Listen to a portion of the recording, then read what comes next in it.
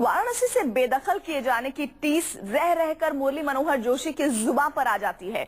एक TV interview के दौरान एक बार फिर बीजेपी के वरिष्ठ नेता का दर्द छलक आया। इंटरव्यू के दौरान डॉक्टर जोशी ने बताया कि देश में मोदी की नहीं बल्कि पार्टी की लहर है। Well, again I say that this word, this wave or that wave, Modi is the representative of the party as a prime ministerial candidate. दिल की चोटों ने जोशी जी को कभी चैन से रहने न दिया। जब जब मोदी का जिक्र आता है, दिल में गहरी टीस सी उठती है और लाख जब्त करने के बावजूद जुबान से बरस पड़ती है। Well, again I say that this word, this wave or that wave, Modi is the representative of the party as a prime ministerial candidate. बेशक बीजेपी के दिग्गज नेता मुरली मनोहर जोशी अपनी पार्टी के पीएम पद के उम्मीदवार नरेंद्र मोदी के बिल्कुल बगल में बैठते हों। बेशक मोदी को पीएम बनाने के लिए लुभावने वायदों से भरा बीजेपी का मैनिफेस्टो जोशी जी ने ही तैयार किया हो, लेकिन सच्चाई तो किसी से छिपी नहीं है। मोदी ने अपनी पार्टी के इस बुजुर्ग नेता को सबसे बड़ी टीस तब दी जब उन्हें उनकी ही सीट वाराणसी से बेदखल कर खुद वहां से उम्मीदवार हो गए।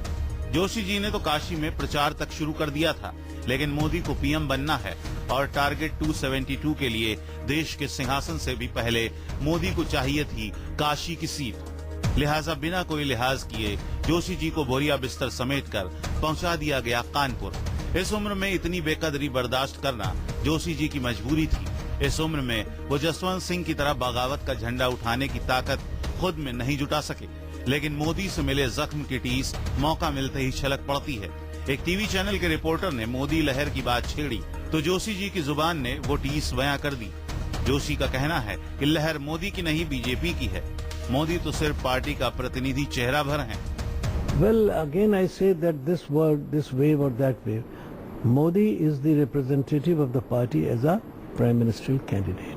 And whenever a dynamic person moves with the support of the party, he creates a very strong sympathy and support for him because of his track record also.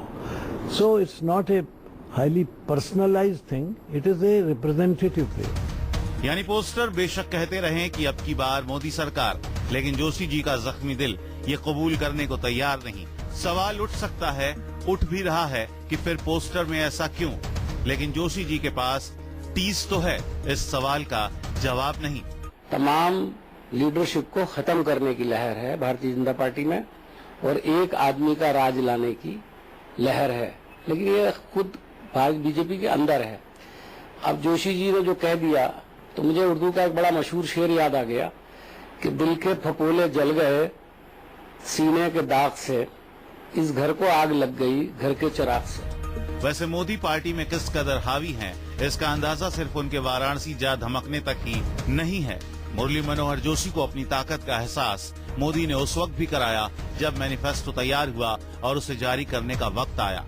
Modi ने उस वक्त भी जोशी को एहसास करा दिया कि इस बार बीजेपी नहीं सिर्फ नमो राग ही चलेगा। आखिरकार हुआ भी वही। इस चक्कर में मैनिफेस्टो जारी होने में भी देर हुई, लेकिन चली मोदी की है। अब इतनी चोट खाने के बाद भला जोशी